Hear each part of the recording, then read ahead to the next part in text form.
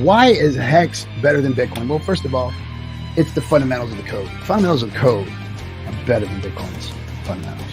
The inflation model is better than Bitcoin's inflation model. The staking feature is better than a mining feature. It's new tech versus old tech. It's decentralized versus centralized. Yes, all of those things.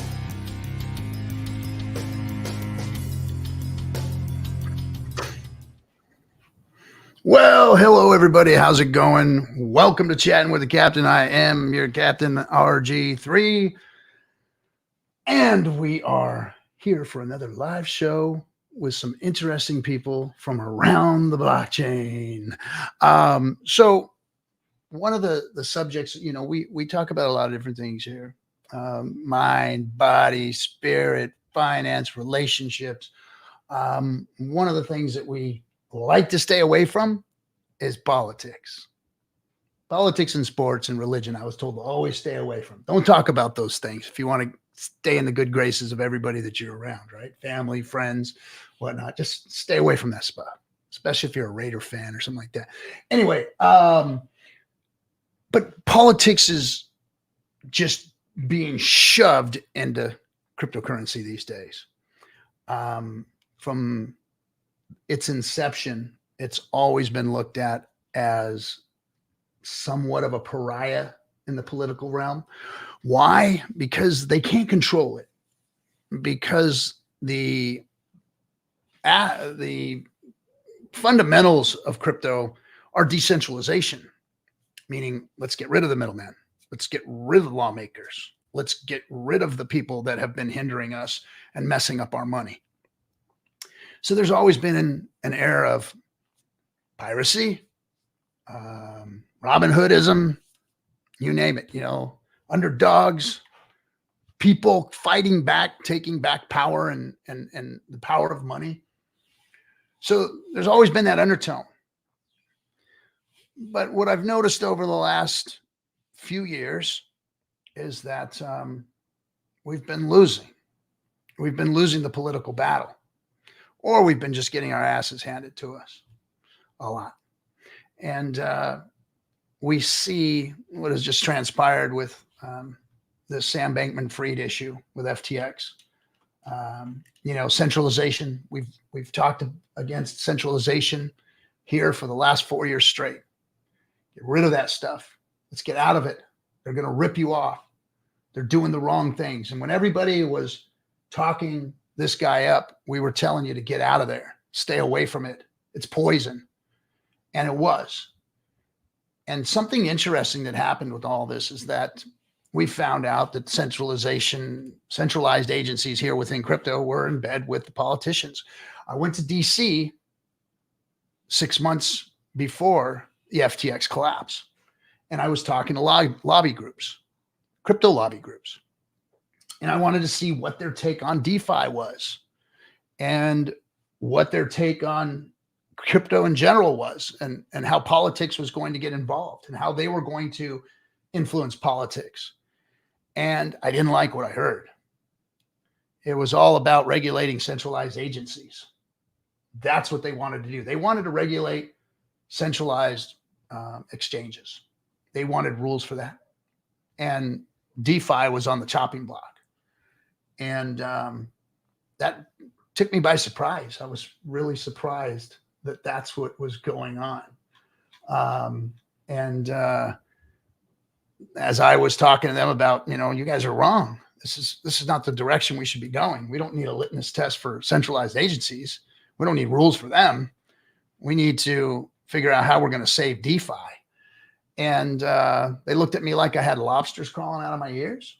And I was very discouraged. I was very discouraged in the lobbying powers that were out there because I thought that that's how we were going to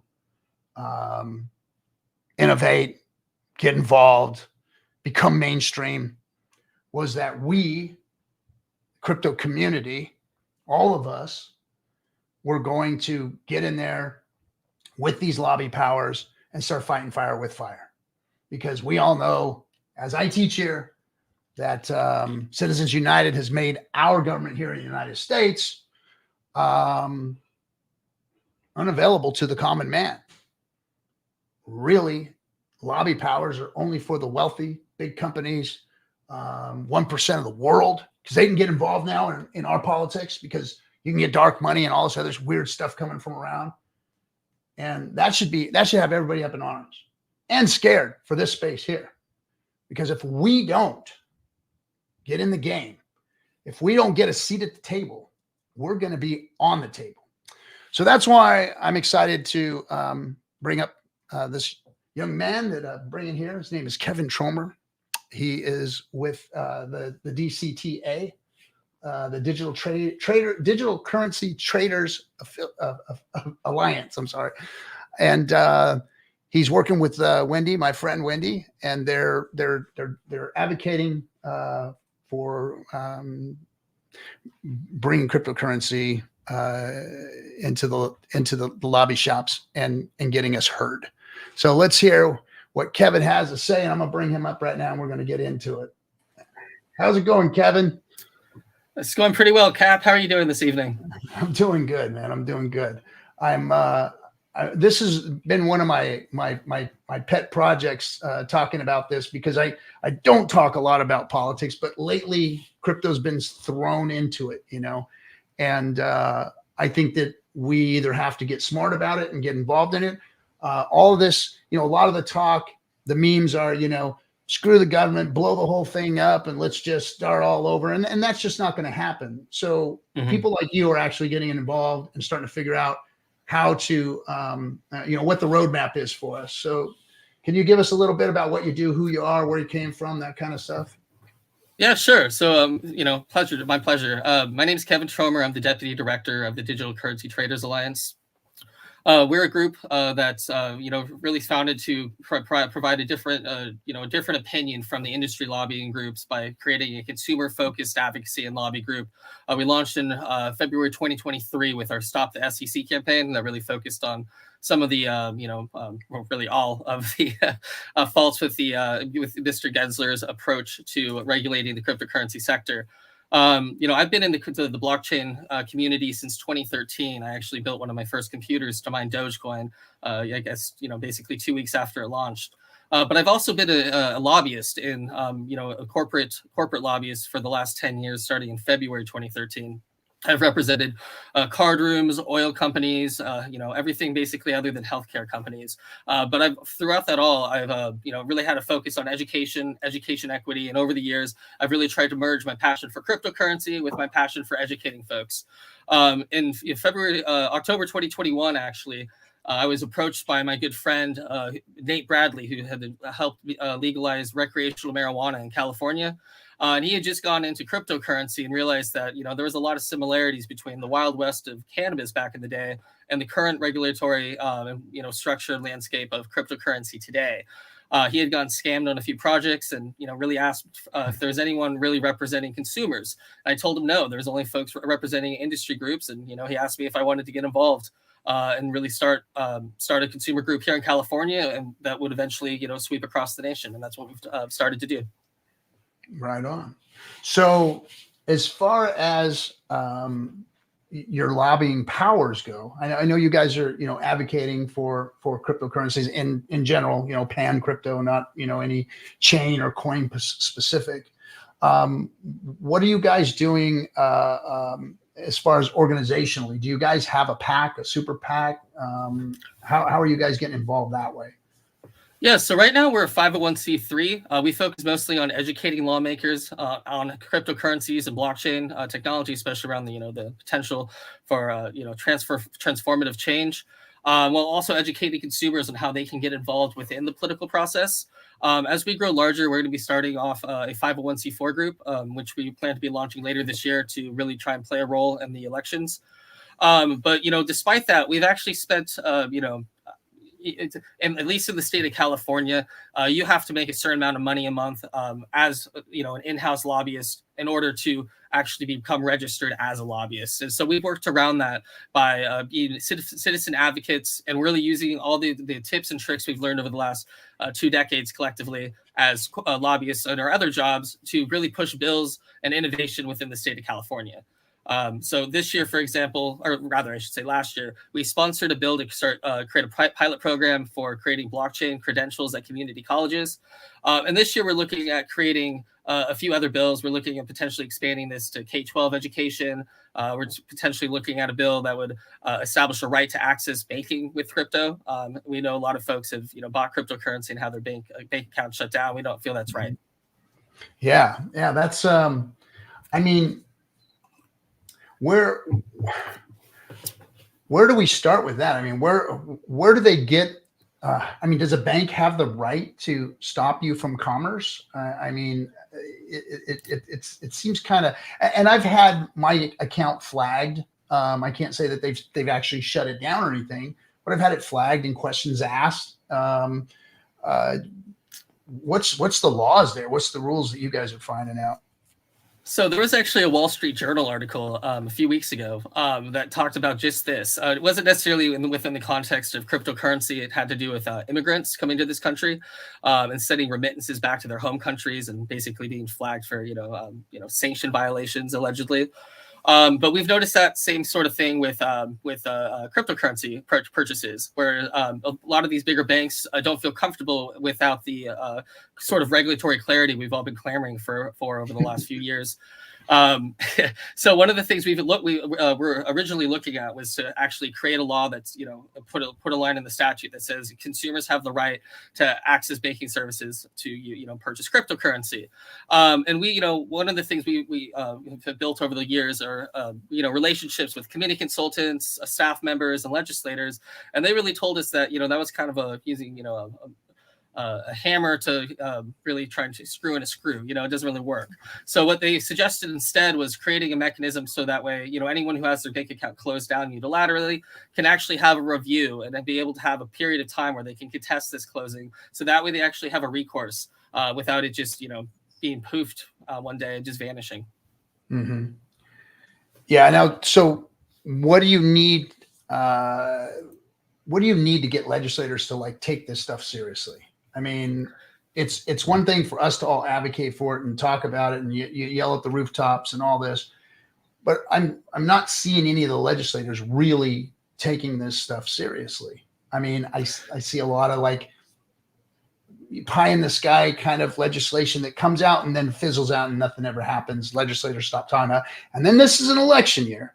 And what we always see in election year is they just cryptocurrency is swept under the rug. It's like we're getting away from that hotbed issue and we're not talking about it all year. What do you think it's going to take to get them serious? So like I said originally, there's a lot of education that needs to happen. I think a lot of politicians don't really take cryptocurrency seriously. They don't realize that, there's a significant number of Americans, I think it's over 50 million, that actually own cryptocurrency. And, for a lot of Americans, this is a single issue. This is their pivotal issue. And I think that there needs to be a lot more education for politicians to realize that, look, if you're going to take an anti-crypto stance, people who might be on the sidelines, they might be removed from the process. They might even be on the other political party. They're going to come out and say, look, this is something that we're passionate about. We're going to vote you out of office. So, one of the things we've really realized over the years is that if you're an individual citizen coming into, the political process, you're not really taken seriously, unfortunately. And one of the things we've offered folks is we offer folks the opportunity to be, organized under the DCTA banner. We've been establishing state affiliates in a number of states. We're active in 5 and we're setting up another 12. So if anyone's ever interested in trying to start one in their own state, feel free to reach out. My information's in the description of this video. And we basically what we do is we offer a crypto lobby 101. We provide you with the resources and tools and the feedback and expertise to help you craft legislation. We help set up meetings. Sometimes if you don't feel comfortable, we'll sit in the meetings with you and make sure that you're heard because when you're seen as part of an organization, you're taken more seriously. What 5 states are working with the DCTA at this point? So right now we're in California. Obviously, this is where I'm from. And we have some strong chapters in Nevada, Montana, Arizona, and South Carolina. Nevada, Montana, Arizona, and South Carolina. Okay. In South Carolina. Are you familiar with Zach Conine in Nevada? No, I'm actually not. But I'm sure my Nevada state chair is very familiar with him. Yeah. 2 years ago, we met up with him, and we started advocating for his reelection. He's crypto friendly. He wants to make Nevada a crypto friendly state. He is a treasurer. He's the one and his team who handled the Prime Trust issue when Prime Trust went belly up. And we were really close with him then, and we actually helped him to get reelected. We raised money through the community here and campaigned for him. And he's looking to move up and run for higher office here this next term. He's not up this term, but next term he is. So very cool. Nevada is a part of your deal. What do you think? Okay, so what do you think locally? What's the most effective way for the individual? First of all, like you said, come get involved with your group and what you guys are doing. But what can the individual do to actually reach their legislator, to get through to them, to get information to them, to get in front of them? So pretty much every state will have a legislative website. They'll have sunshine laws, they're called, where you have to, basically push away the shadow of politics and shine a light on all the dirty, dark secrets, But that means that bill information has to be public. Public hearings have to be public. And those hearings offer an opportunity for folks to come down to their capital and testify. For a lot of folks, that's a pretty that's a lot of work for people who might be intimidated by the process. And for those folks, really you can go to every legislator will have a district, and that district will have a district office located in strategic areas. You can go down to your local district office, request a meeting with a staff member, and say, look, these bills are important to me. This issue is important to me. I'm a voter. And one of the things we always stress is the 3 B's. You want to be concise, you want to be factual, and you want to be respectful. And I know the last one, especially the cryptocurrency community, sometimes there's some loud voices who aren't as respectful. I know when we first started taking meetings, people were like, wow, I thought you'd be a crypto bro. And not, speaking the language of politics. As my founder always, co-founder always says, you could be the best speaker of Mandarin in the world, but if the person you're talking to speaks Spanish, they're not going to understand you. Doesn't matter. So speaking language, you said that you guys help prepare legislation or bills for consideration. What does that process look like? How do people get involved with it? Is that something that just the organization does, or are you looking for input from others? What does that look like? Yeah. So, we, as you mentioned earlier, we have a great board. We have folks and representatives from almost every aspect of the community. We're, very, very fortunate to have really strong champions like, Crypto NDO. We work with John Deaton a lot. And we also have folks who are on the outside of the cryptocurrency sector, like Jim McCarthy from he's a founding member of the CFPB, the Consumer Financial Protection Bureau. So we, of course, vet all of our legislation with our board members and advisory board members. And then we also give an opportunity for our members to weigh in, as well as our state chapters. State chapter chairs. And, if we don't feel like we have enough input on any given policy, we'll, of course, open that up on Twitter. One of the things we're always hesitant about, I know how a lot of folks in other states feel about people in California telling them how to live.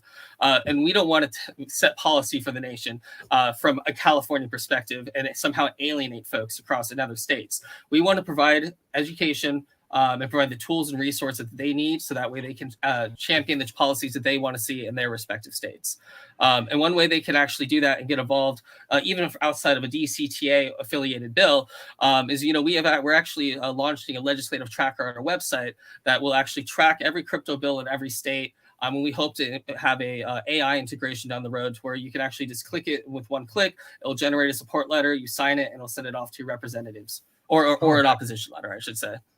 Very nice. We've been doing the same thing with some of the SEC cases that have been brought up against this community, the founders Fantastic. And whatnot. We did amicus briefs. We got 40, I think we're like at 45,000 signatures over the last few months with our amicus brief. Yeah. So we've been doing a lot of that too, and we've used AI to generate letters, and it's been.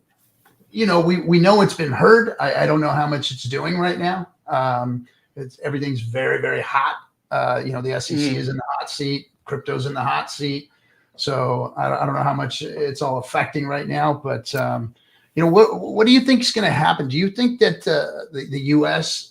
Is going to get left behind? We're gonna lose this battle and have to fight it another day after while we wait for this election, and lose ground against the rest of the world? Or do you think that we're going to get our stuff together and get moving?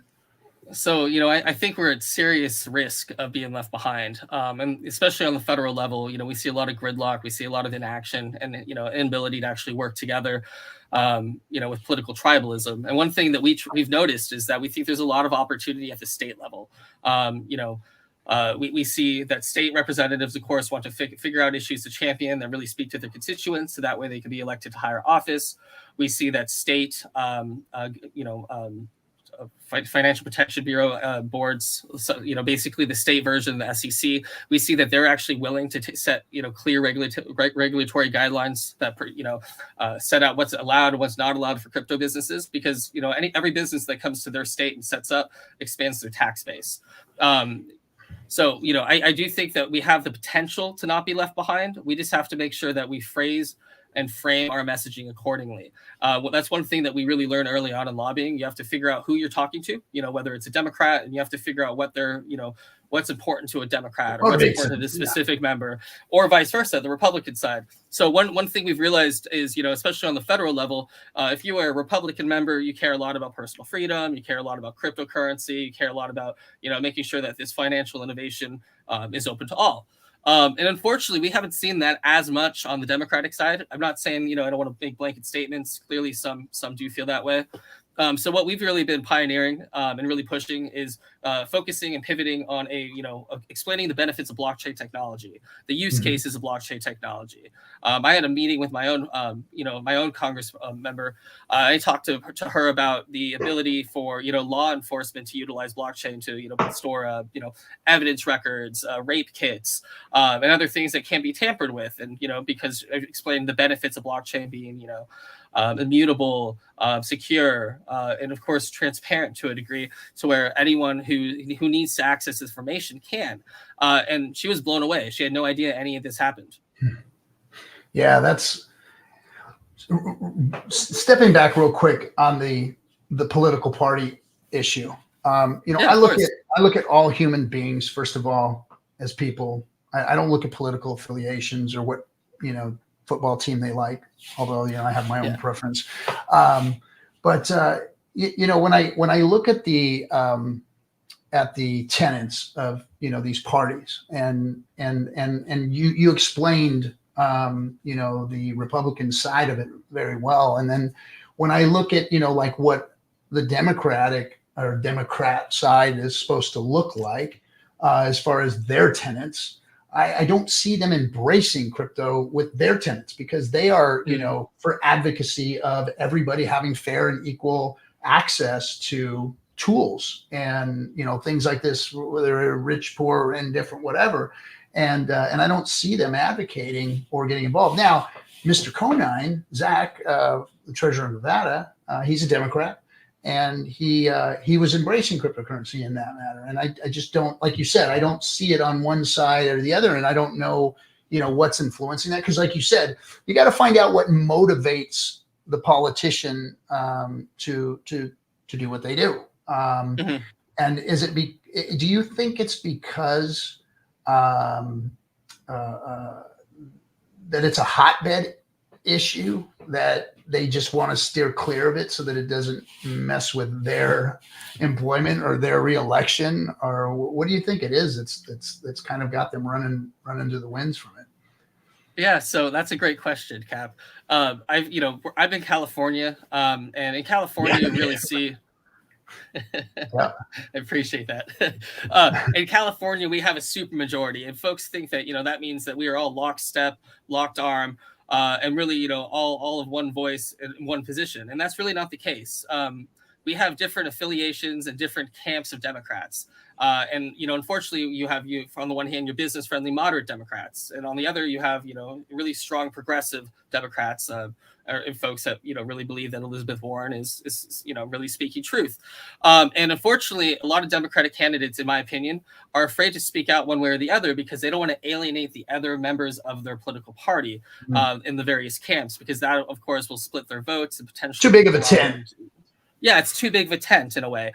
And we've seen that in California where, as we've become a supermajority state, a lot of old Republican candidates and conservatives actually became very moderate Democrats instead.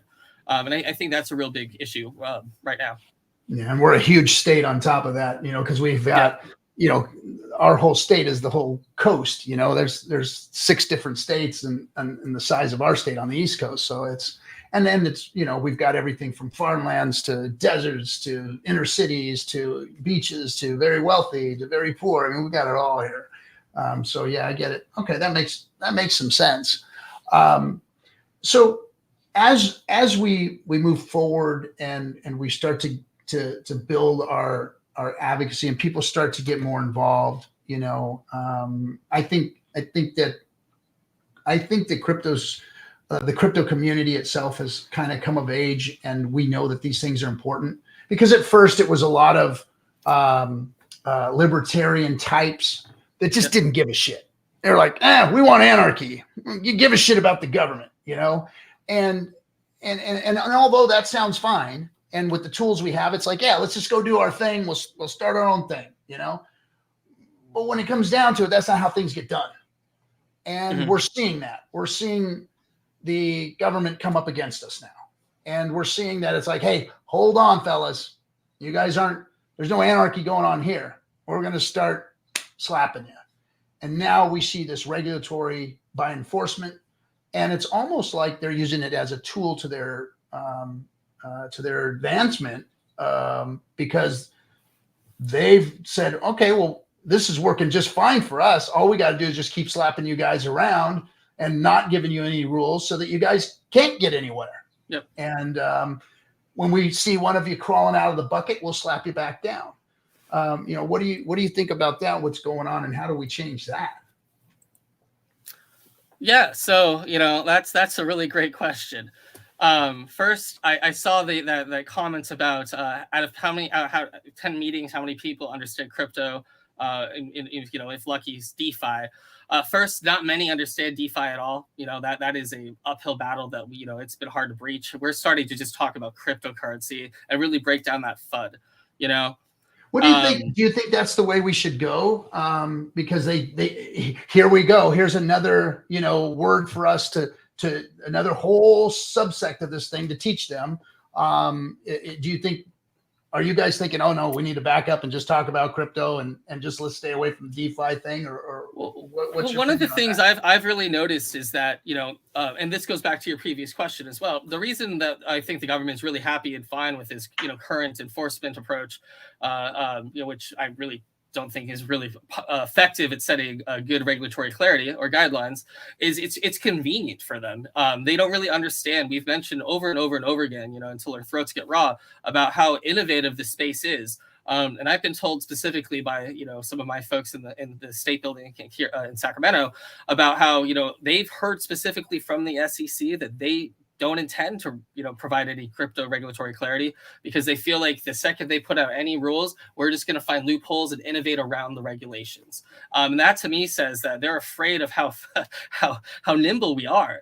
And if they don't have any impetus to change, I don't think they will. Which is why when we launched our Stop the SEC campaign last year, we really asked for a congressional oversight hearing, so that way which later happened, thankfully, although I wouldn't say it was that effective, but an oversight hearing to really force other lawmakers to like we need to actually create a legislation that creates that mandate and potentially creates a new agency if we need to, but we have to create the guidelines at the congressional level, otherwise we'll never see that from the department level.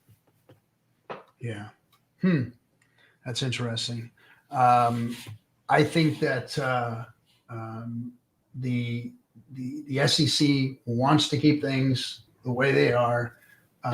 so that they don't like you said, so they don't have to give us rules that we can work around.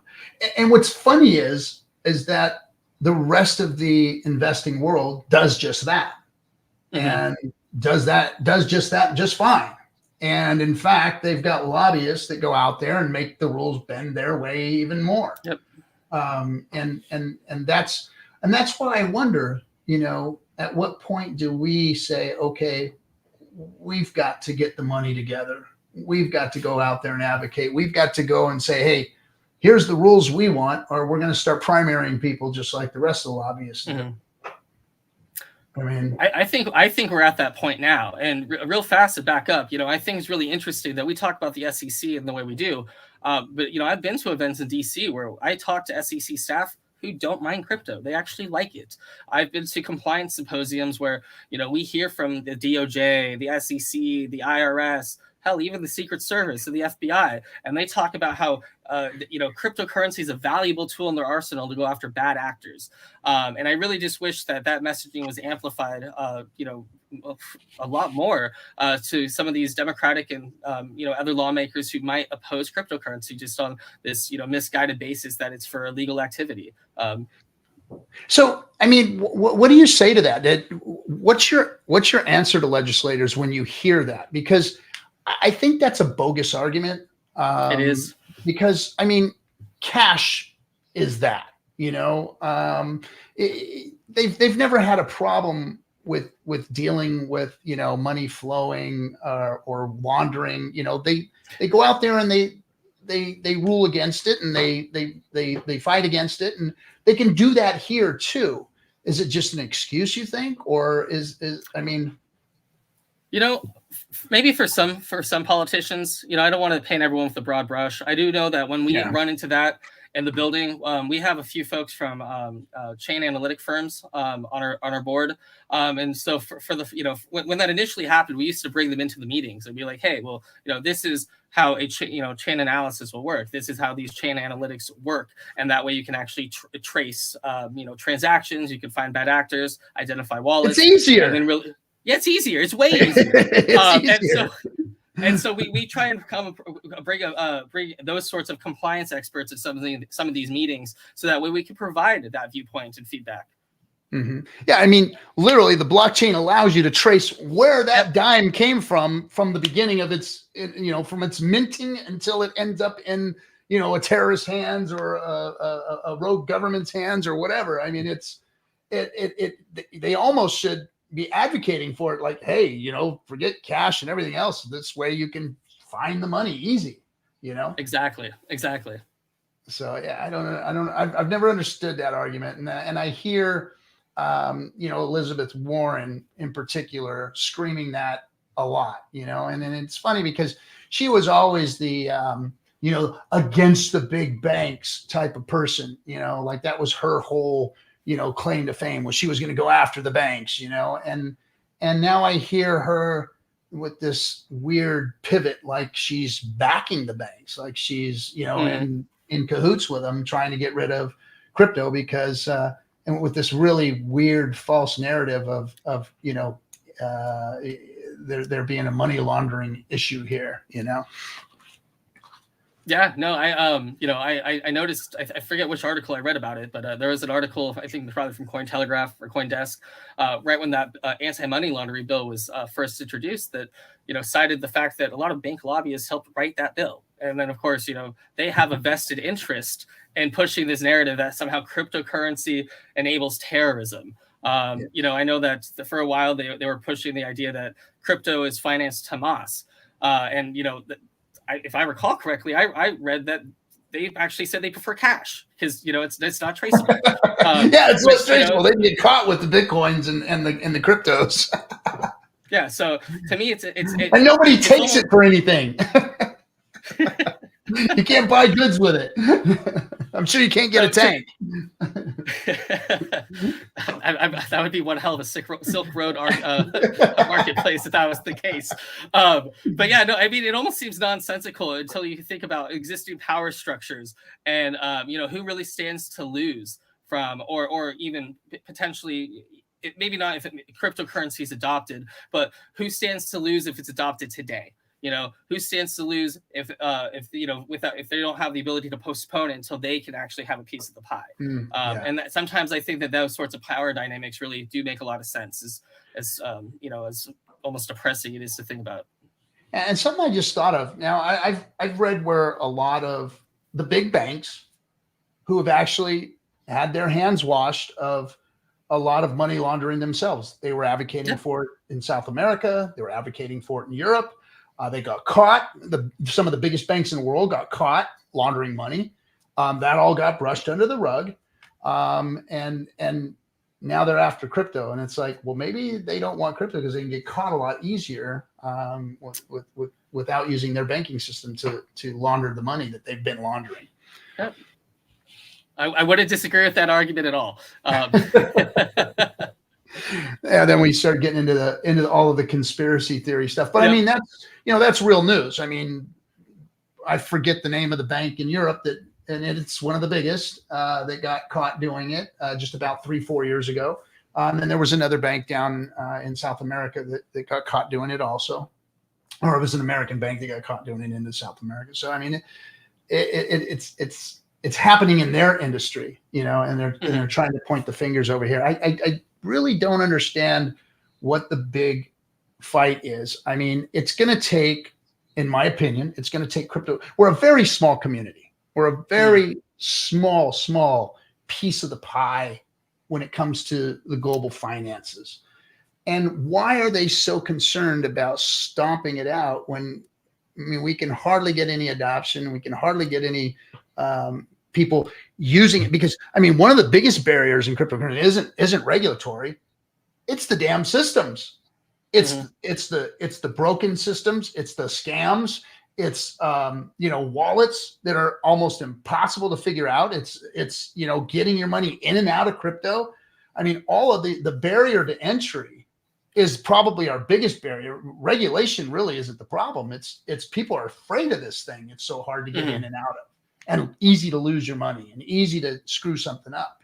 I mean, yeah, no, I mean, I think, as a very, very small segment of the overall financial system, we're easy to demonize, B, I think it's really, sometimes they can be threatened by what we represent if we come to, our full potential. But, one of the things we always mention in meetings is, cryptocurrency won't actually hit mainstream adoption until it's safe for your grandmother or grandfather to come on, purchase crypto, and then go out and buy a TV at Best Buy, and they can do it. Yeah. And they can do it easy peasy. I mean, I was here in 2017 when I saw the ICO craze, and we really didn't even have the scalability that we do today. I was here when NFTs launched. I thought I was technically competent, and I still got scammed at times, but from fake websites and stuff. And it's if I could be a 10-year veteran of this sector and still get scammed by not paying full attention at any given moment. Then I do think that we still have an uphill battle to really overcome. Yeah, we do. And it's because it's so new, because it's so easy for anybody to utilize these tools, fork something, put a coin out. We have this issue with all the scams, and it's given, the space a bad name, and it's given the regulators another, piece of shrapnel in their grenade. And so, until we get over these barriers too, I think, we're not going to go mainstream. Now, I mean, getting in front of these legislators, though, is going to be key. Do you think that that's going to happen this year? Or do you think, in my opinion, from what I've seen during election years, is everybody runs away from this. They just brush it under the rug. They run away. They go away. They don't want to deal with it until after the elections are over. What do you think is going to happen this season? Do you think that's going to happen, or do you think that we're actually going to start seeing the SEC doing some stuff here?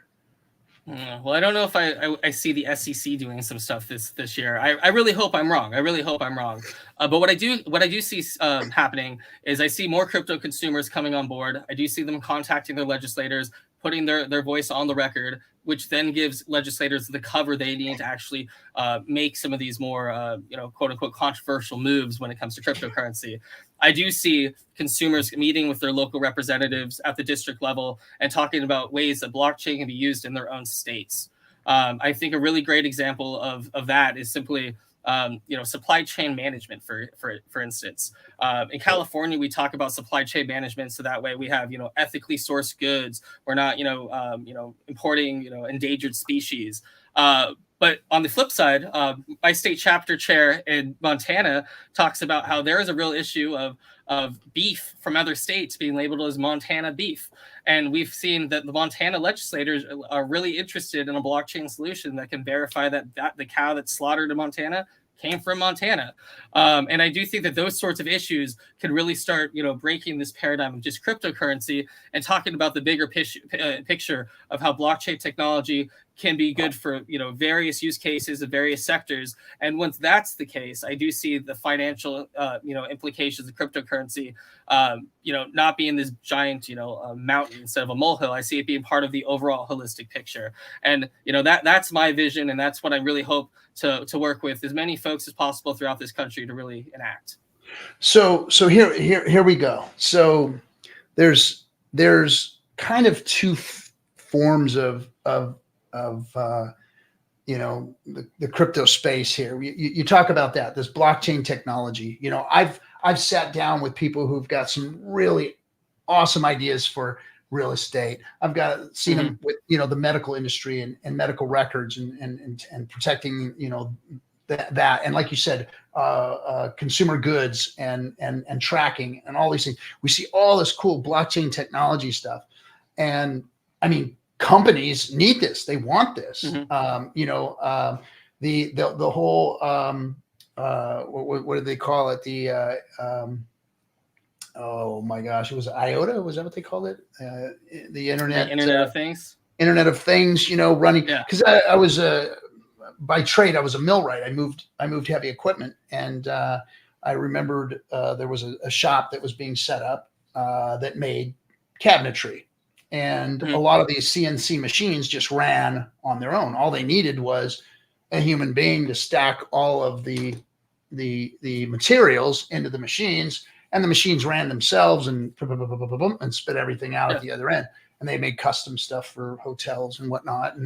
And basically, once you've got trucks driving themselves and everything else, almost don't need human beings at all to run this kind of stuff. And it was all done over the blockchain. And I was actually seeing them starting to set things like this up.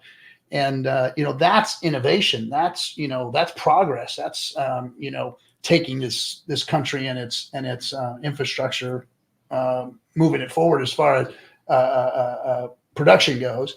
And I see that as being very, very important. And I don't know why I don't see a lot more advocacy of that, and versus everybody looking at this thing, from the investment end of it, and looking at the SEC coming in and regulating it, versus everyone saying, no, wait a second, this is a whole different thing. We need to get the SEC out of this. Yeah, I mean, that's a great question. I think that probably the answer is when people see a lot of, investment potential, I think it's the sexy issue. And what I think a lot of people miss is the fact that, if you have the technology being adopted in, all these other various sectors, not only does that mean the technology is maturing and makes it easier to access and, improves UIs, but then it makes it less scary when it comes to the financial aspect. And that's one of the things I'm happy to say that I'm really proud of what we've done in California. And I know that other states have done this too, where we've started, allowing for, records for like birth certificates, marriage records, and death certificates to be put on the blockchain, vital records. And I know that in my own private conversations, I've been starting to talk with other education organizations to see about putting, academic data and transcripts on the blockchain. So that way they're always available, even if a school closes or if a student loses their vital these records in a fire or other emergency, and they don't have to go out and pay for another copy. Or you have a college student that's not giving you their grades. Yeah.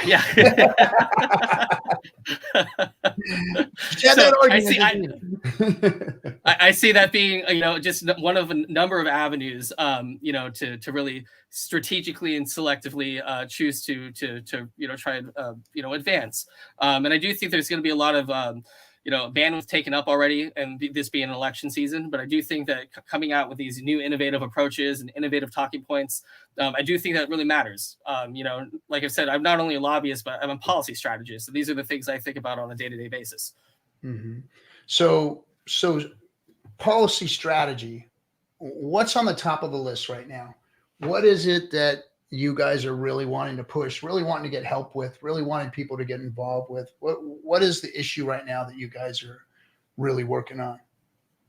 Yeah, so I think the sexiest issue we have right now is probably this right to bank using crypto, providing some sort of redress for folks who have their bank accounts shut down. Our hope is that really resonates with the rest of the sector from a cryptocurrency aspect. But when it comes to actually advancing the use cases for blockchain, I have two different issues that I'm really pushing for. One is, education. I think that, putting transcripts on blockchain, perfect. I've already said that. I think that's great. But the other one is really advancing education initiatives at schools for blockchain technology, teaching the next generation about the potential of AI technology, of blockchain technology.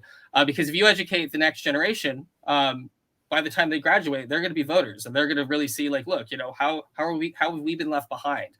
This is wrong. If you see all the, a growing number of the youth coming out of school wanting to work in the blockchain sector, it becomes harder and harder to ignore. And that's something that I strongly believe in. The other area I look at is, like I said, supply chain management, because I do think that's a non-threatening issue for a lot of folks. Yes. Because, if it's not controversial, it's easier to pass. And that's what we saw with the vital records issue. And I know California is expanding that with putting driver's license and whatnot on blockchain as well. Very nice. Very nice. Great. Well, you want to tell everybody here, like, where they can get involved with you guys, how they can get involved, what they can do. Yeah, absolutely. So you can go to www.joindcta.org. And that's our main website. We have an advocacy portal that will be updating with legislation and different ways that you can get involved. If you want to volunteer with us, we have a little sign up form at the bottom. If you want to get involved in your own state, we're more than happy to work with you to really set up a state chapter. And then if you want to follow us on Twitter, we're at DCTA.org. And if you want to follow me, I'm at Kevin_Tromer. And all that information should be in the link of this video. Yeah, we're going to have all of the information down there. SJ is going to make sure that all the info is down. And then, I'm really interested in now that I saw Wendy's involved with you guys, I'm going to be inquiring and see what it is I can do out here in Cali to help out. We've been advocating for the last 4 years straight for, not only blockchain technology, but for DeFi and for the right for all of us to have that free speech, because we think that blockchain is speech, that to stop somebody from writing data, which is all that we're doing. It's all data. It's just writing data. And we believe that, when you stop the pen, when you stop somebody from creating, you're on a slippery slope. And we think that that's the position that we should take. And of course, one of the founders of one of the cryptos that we care so much about has been advocating for that himself and telling us, hey, this is about free speech, and we need to be talking to them about that and what they're doing to stifle that and try and take that to the world and see what kind of advocacy we can get, from that message, because that's one of our fundamental rights. And, the right to transact, the right to speech, those things, that's what this is all about. And this isn't about money laundering. This isn't about scams. We can deal with all that. In fact, all of us who have been good to this space, who have worked tirelessly, who have dealt with all of this stuff, we're not terrorists. We're not money laundering. We're not out there, murder for hire. We're not the ones that are doing these things. They shouldn't paint that broad brush on all of us, and they should start listening to what it is that we have to say. It's time for us to start getting more active and speaking, because, like you said, in 2017, we were all in the background Telegram rooms, watching the pump and dumps and the ICOs come out, and nobody knew what was going on. But now it's in our face. Regulatory didn't have a clue what was going on back then. They were out chasing, Ross and trying to stop him from selling drugs on the internet, and all this other stuff was going on, and people were getting scammed and money laundering was going on and all that crap. But they didn't see the people that were really advocating for this, that were really trying to bring the technology to the world, banking the unbanked, taking the money back into the people's hands, and we need to make that louder, I think. 100%. And honestly, Cap, being a fellow Californian, would love to get some of your input on our legislative ideas and see how we can make them better, or even expand them to really hit some of the principles that you feel are important. I think that blockchain is free speech. You're absolutely correct there. Yeah, well, let's talk. I'll definitely get signed up, and you and I can have a meeting or something, and I'll Perfect. come to one of your guys' local meetings here. All right, man. Anything else you want to close with before we shut down for the evening? Thanks for coming on the holiday week here. Yeah, not a problem. Thanks for giving me a platform to really, spread our message and, preaching, that look, despite all of our differences, we really have to present a united front here. We're stronger together, and if we, provide, this united front, then politicians can't ignore us. Right on. I guess actually the one thing I will say, last thing I'll say is in that vein, the greatest crime perpetuated against the American people is this idea that our voice doesn't matter. And that's just, it's lunacy. Exactly. And we can't allow that to happen. We can't let the fact that our voices aren't heard because money drowns us out. We have to get louder and louder and louder, and until they do hear us, because the climate that they've created for us has been so hard to overcome, and they've boiled us in a pot for so long, that I think that we've either forgotten how to fight, forgotten what it is that we need to do, or we just never understood what it was that we need to do, because they've taken that away from us. Citizens United has literally taken the tools away from us to go out and advocate for ourselves and to bring, good legislation to our lawmakers. It's been taken out of the people's hands and given to the powers that be. And we got to change that somehow, some way. We've got to change it. And I think it's about getting loud. It's not going to be a revolution. It's going to be a slow uphill fight. And it's going to be done. It's going to be done in the back rooms, and it's going to be done, on streams like this. And because we have a voice here. We don't have a mainstream voice, but we do have a voice here on the internet. And that's until they start shutting us all off. All right, Kevin. Well, thanks for coming. I appreciate you. And we will get together soon. Sounds great. Looking forward to it. All right. Hey, everybody. Thanks for coming. We'll see you on Friday for the effing hangout. And then next Monday, we got a presidential candidate coming up too. So, all right, man. Take care, everybody. Have a good one. We'll see you on Friday.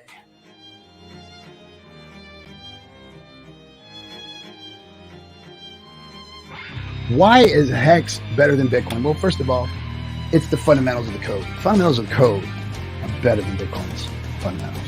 The inflation model is better than Bitcoin's inflation model. The staking feature is better than a mining feature. It's new tech versus old tech. It's decentralized versus centralized. Yes, all of those things